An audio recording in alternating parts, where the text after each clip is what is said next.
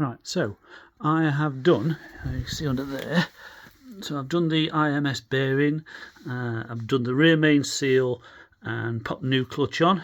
That's all sorted, but I had quite a bit of oil in the bell housing.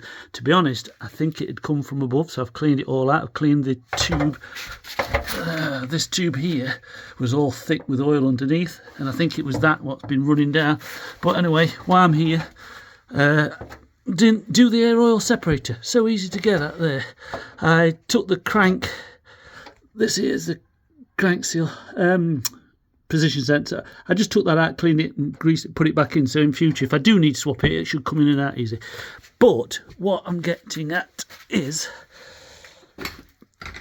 I had this and I couldn't find any videos. So it's Porsche 986, but I couldn't find any videos on. There is a seal in here, so I've done it now. I thought I'd just film it. So these are in with a little bit of Loctite. They're really stiff. So you had to get the bar and I had to hold onto the gearbox. I did it on myself. I could hold the box with one hand and with one arm and crack the bolts open. Then I didn't want to take it off because I have put new gearbox oil in. But this is the gearbox fill level here. And you can see from my finger, it's quite a bit higher, so it didn't matter.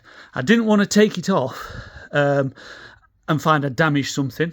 I ordered a new seal. This...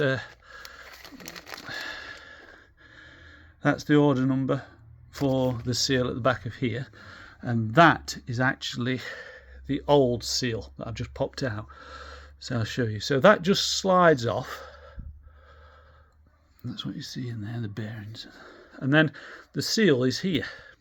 Let me just put that down. So what I had to do was get a screwdriver under there and pry off. It is quite difficult to get off. It took me a while to get it off. But then to get it back in, put a little bit of lubricant on the outside, pushed it in as far as I could, but it sticks out maybe 5 mil. When it finishes, it finished flush. So that's actually flat. As you can see, flat. So what I did is I put it in as far as I could, then I turned it over and sat it down on some wood, like that, like that. I put a piece of wood on the top because you don't want to damage this. And as you can see, it's cut into there. Put that on the top, and then I hit that, knocked that down with a mallet. Kept checking till it was flush, and now it's flush. Those bits all these bits of dirt in. There's also a rubber ring here that I didn't realise. So I've took that off. I just took it off. I cleaned it up with some cleaner, and I put some, that red what you can see is rubber grease.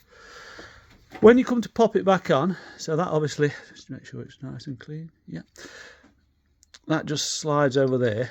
As you can see, it's got 2 tabs. Well, they'll only fit one way. If you try and put it that way, see, it's fouling. So I'm assuming it goes this way and on. A little turn, so that sits just nice.